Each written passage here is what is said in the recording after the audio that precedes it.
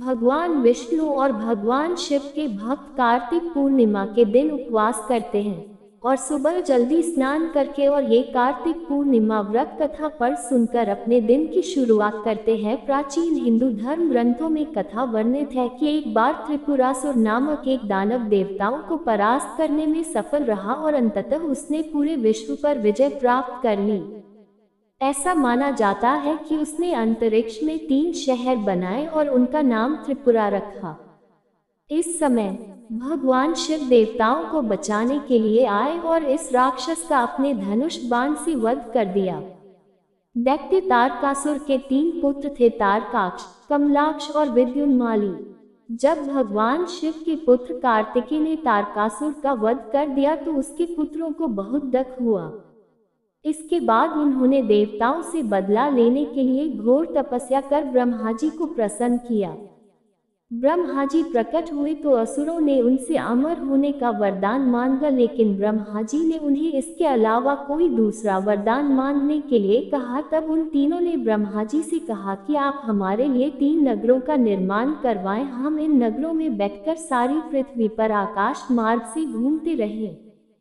1000 साल बाद हम एक जगह मिले, उस समय जब हमारे तीनों पोर्ट नगर मिलकर एक हो जाएं तो जो देवता उन्हें एक ही बाण से नष्ट कर सके वही हमारी मृत्यु की वजह हो। ब्रह्मा जी ने उन्हें ये वरदान दे दिया।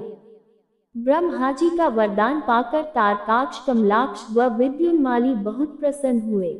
ब्रह्मा जी के कहने पर मयदानव ने उनके लिए 3 नगरों का निर्माण किया। उनमें से एक नगर सोने का, एक चांदी का व एक नगर लोहे का था। सोने का नगर तारकाक्ष का था, चांदी का कमलाक्ष का व लोहे का विद्युन्माली का। अपने पराक्रम से इन तीनों असुरों ने तीनों लोकों पर अधिकार कर लिया। इन दैत्यों से घबराकर सभी देवता भगवान भोलेनाथ की शरण में गए। देवताओं की बात सुनकर भगवान शिव त्रिपुरों का नाश करने के लिए तैयार हो गए। इसके बाद विश्वकर्मा ने भगवान शिव के लिए एक दिव्य रथ का निर्माण किया। चंद्रमा व सूर्य उस रथ के पहिए बने, इंद्र, वरुण, यम और कुबेर उस रथ के घोड़े बने, हिमालय धनुष बने और शेषनाग, प्रत्यंचा स्वयं भगवान विष्णु बाण तथा अग्निदेव उसकी नोक बने। उस दिव्य रथ पर सवार होकर जब भगवान शिव त्रिपुरों का नाश करने के लिए चले तो दैत्यों में हाहाकार मच गया। दैत्यों व देवताओं में भयंकर युद्ध छिड़ गया। जैसे ही त्रिपुर एक सीध में आए, भगवान शिव ने दिव्य बाण चलाकर उनका नाश कर दिया। त्रिपुरों का नाश होते ही सभी देवता भगवान शिव की जय जयकार करने लगे। त्रिपुरों का अंत करने के लिए ही भगवान शिव को त्रिपुरारी भी कहते हैं। हिंदू धर्म में कार्तिक पूर्णिमा का विशेष महत्व है। माना जाता है कि कार्तिक पूर्णिमा के दिन पवित्र नदी में स्नान करने से जीवन के सारे पाप नष्ट हो जाते हैं। इस दिन देवी देवताओं को खुश किया जाता है, इसलिए इस कार्तिक पूर्णिमा पर लोग पवित्र गंगा में डुबकी लगाने के अलावा दान भी करते हैं। पौराणिक मान्यताओं के अनुसार स्वर्ग से देवता आकर कार्तिक पूर्णिमा के दिन देव दिवाली मनाते हैं। श्रद्धालु इस खास दिन व्रत रखते हैं और कार्तिक पूर्णिमा की कथा भी सुनते हैं।